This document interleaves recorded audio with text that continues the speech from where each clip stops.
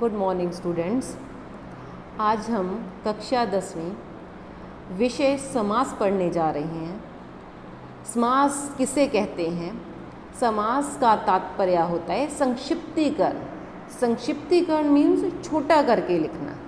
इसका शाब्दिक अर्थ होता है छोटा रूप, अर्थात जब दो या दो से अधिक शब्दों से मिलकर जो नया और छोटा शब्द बनता है उस शब्द को समास कहते हैं। जैसे रसोई के लिए घर, अर्थात इसमें क्या है बच्चे, के लिए जो है विभक्ति है, वो चिन्ह है, वो उठ जाएगा और बन जाएगा रसोई घर।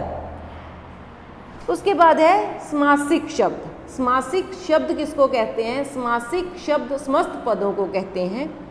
समास के नियमों से निर्मित शब्द समासिक शब्द कहलाता है। इसे समस्त पद भी कहा जाता है।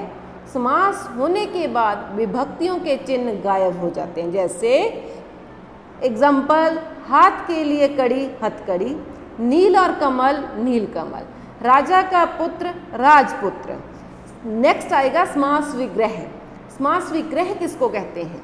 समासिक शब्दों के बीच के संबंध को स्पष्ट करने को समास विग्रह कहते हैं। विग्रह के बाद समासिक शब्द गायब हो जाते हैं, अर्थात जब समस्त पद के सभी पद अलग अलग किए जाते हैं तो समास विग्रह कहलाता है। जैसे माता पिता, इसमें क्या है, विभक्ति या चिन्ह है नहीं, अब माता और पिता। राजपुत्र, राजा का पुत्र। नेक्स्ट समास के भेद हैं। सबसे पहला भेद है समास का अव्ययी भाव समास।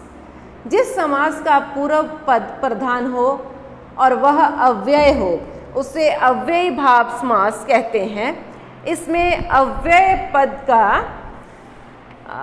प्रारूप लिंग वचन कारक में नहीं बदलता, वे हमेशा एक जैसा रहता है। इसमें पहला पद, दूसरी विशेषता इसकी यह है कि इसमें पहला पद उपसर्ग होता है। जैसे अ, अनु, प्रति, हर, भर, नि, निर, यथा, यावत आदि उपसर्ग। एग्जाम्पल्स है इसकी, यथाशक्ति, शक्ति के अनुसार, प्रतिदिन, प्रत्येक दिन। यथा और प्रति दोनों उपसर्ग आ रहे हैं यहाँ तक। रातों रात, रात ही रात में, आमरण, मृत्यु तक, निर्भय, बिना भय के, अनुकूल, मन के अनुसार, वेशक, शक के बिना। बच्चे अव्यय शब्द है जो अव्यय भाव मीन्स अविकारी शब्दों से लिया गया है। अविकारी का भाव सिंपल वे से होता है कि किसी प्रकार का उनमें उनके अंदर विकार उत्पन्न नहीं होता। विकार का भाव होता है परिवर्तन। नेक्स्ट है तत्पुरुष समास। इसकी मेन विशेषता क्या है कि इसमें पहला पद विशेषण होता है और दूसरा पद विशेष्य होता है। जिस समास का उत्तर पद प्रधान हो और पूर्व पद गौण हो उसे तत्पुरुष समास कहा जाता है। यह कारक से जुड़ा समास होता है। इसे बनाने में दो पदों के बीच कारक चिन्हों का लोप हो जाना होता है, उसे तत्पुरुष समास कहते हैं। एग्जाम्पल इसकी है, जो मेन इसकी जो पहचान है वो है इसमें पहला पद विशेषण होता है और दूसरा पद विशेष्य होता है। एग्जाम्पल्स, धर्म का ग्रंथ, धर्म ग्रंथ, राजा का कुमार, राजकुमार, तुलसी द्वारा कृत, तुलसी कृत। ठीक है, एक एग्जाम्पल इसकी और है, लाल टोपी। लाल मीन्स विशेषता है, टोपी विशेष्य है, विशेषण और विशेष्य। ठीक है, टोपी की विशेषता उसका लाल रंग हो गया। तीसरा समास है कर्मधारय समास। जिस समास का उत्तर पद प्रधान होता है, जिसके लिंग वचन भी समान होते हैं, जो समास में विशेषण विशेष्य उपमेय उपमान से मिलकर बनते हैं, उसे कर्मधारय समास कहा जाता है। हाँ जी बच्चे, विशेषण विशेष्य, विशेषण को उपमेय कहा जाता है, विशेष्य को उपमान कहा जाता है। कर्मधारय समास में व्यक्ति वस्तु आदि की विशेषता का बोध होता है।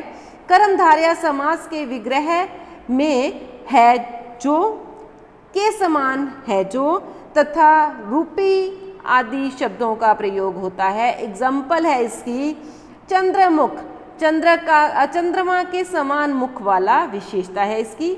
दही बड़ा, दही में डूबा बड़ा। गुरुदेव, गुरु रूपी देव। चरण कमल, कमल के समान चरण। नील गगन, नीला है जो आसमान जा गगन। नेक्स्ट है द्रविगु समास।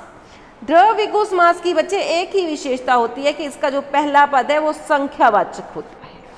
ठीक है, द्रविगु समास में पूर्व पद संख्यावाचक होता है और कभी कभी उत्तर पद भी संख्यावाचक होता है। इस समास में प्रयुक्त संख्या किसी समूह को दर्शाती है, किसी अर्थ को नहीं।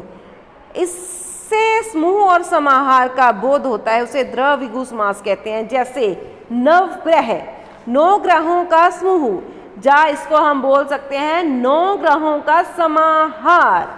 दोपहर, 2 पहरों का समाहार। त्रिवेणी, त्रिवेणी 3 वेणियों का समूह। पंचतंत्र, 5 तंत्रों का समूह। त्रिलोक, त्रिलोक 3 लोकों का समाहार। चौराहा, जैसे इसकी एक और अन्य एग्जांपल मैं देती हूँ। चौराहा, चौराहा वो होता है जहाँ पे 4 रास्ते आपस में आकर मिलते हैं। अर्थात क्या है इसका विग्रह क्या हुआ? 4 राहों का समाहार जा समूह। बच्चे 5th समास है हमारा द्वंद्व समास। इस समास की एक मुख्य विशेषता है कि इसके दोनों पद प्रधान होते हैं। फॉर एग्जाम्पल माता और पिता। ठीक है, माता की भी अपनी महत्ता है लाइफ में, पिता की भी अपनी महत्ता है लाइफ में, और दोनों जो पद है वो योजक चिन्ह के द्वारा जुड़े होते हैं और विग्रह करने पर और तथा आदि का प्रयोग होता है। इस समास में दोनों पद ही प्रधान होते हैं। इसमें किसी भी पद का गौण नहीं होता। ये दोनों पद एक दूसरे पद के विलोम होते हैं, लेकिन ये हमेशा नहीं होता। मतलब हर समय ये नहीं होता कि ये दोनों एक दूसरे के विलोम हो। इसका विग्रह करने पर और अथवा या एवं का प्रयोग होता है, उसे द्वंद्व समास कहते हैं। एग्जाम्पल है इसकी, उदाहरण है इसकी यल वाजू, यल और वाजू। अपना पराया, अपना जा पराया। पाप पुण्य, पाप और पुण्य। राधा कृष्ण, राधा और कृष्ण। अन्य जल, अन्य और जल। ठीक है बच्चे, माता पिता, भाई बहन, चाचा चाची, दादा दादी, ताऊ ताई, ये सारे ही इसके एग्जाम्पल्स हैं। लास्ट है और 6th पार्ट इसका बहुव्रीहि समास।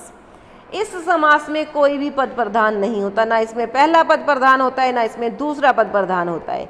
इसमें तीसरा पद प्रधान होता है। ठीक है, जब 2 पद मिलकर तीसरा पद बनाते हैं तब वह तीसरा पद प्रधान होता है।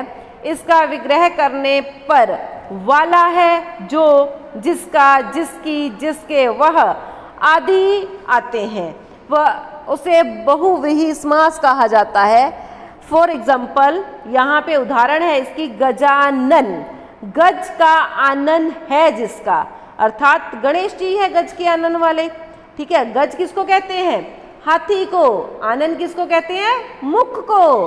फिर नेक्स्ट है त्रिनेत्र, 3 नेत्र हैं जिसके, किसके? 3 नेत्र, शिव जी भगवान के।